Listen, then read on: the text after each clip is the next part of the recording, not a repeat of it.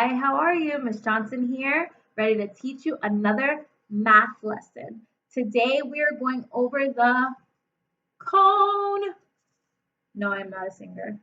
We're going over the cone. I made my own cone today to help show you guys what a cone looks like a little bit better than my little safety cone that has a little flat edge. And I didn't want to confuse you guys because this one will show you exactly what I meant when I said it has only one vertex and no other points, where my little safety cone had other points. So this will give you a better idea.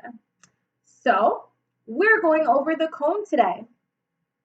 The cone resembles our two-dimensional shape, the triangle.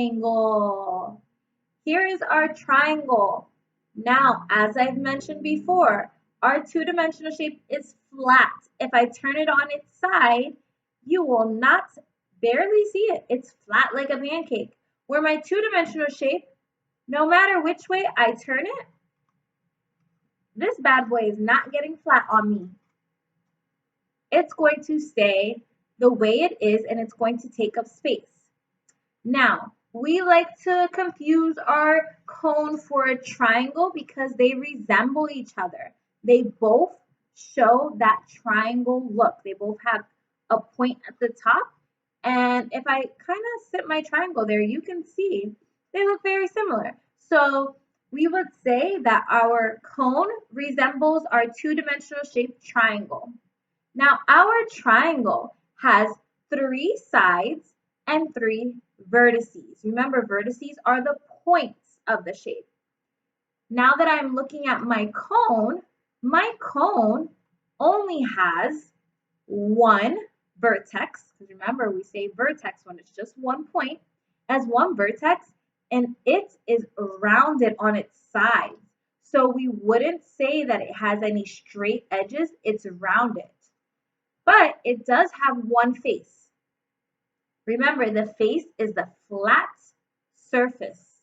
So our face for our cone is on the bottom. The bottom is the only flat part of the cone. If I lay it on its side, it will roll back and forth. But if I stand it straight up, it is flat. So any flat side of your three-dimensional shape is called the face. So our cone has 1 face and 1 vertex, which is the point. Now, let's think for a second. Think in your brain and shout out loud, what things around your house or what things have you seen that look like a cone? Go ahead and start shouting. Shout so loud that mommy and daddy or grandma or your brother and sister will hear you. Let's see. On the count of 3, ready? Shout one thing in your house that looks like a cone. Ready? 1, 2, 3. Shout! Okay, awesome. If you shout it, awesome job. If you got a little nervous and a little shy and didn't shout, it's okay. I'm going to tell you some things that I know that remind me of a cone. 1, a traffic cone. You might see them on the floor. They're orange and they look like this.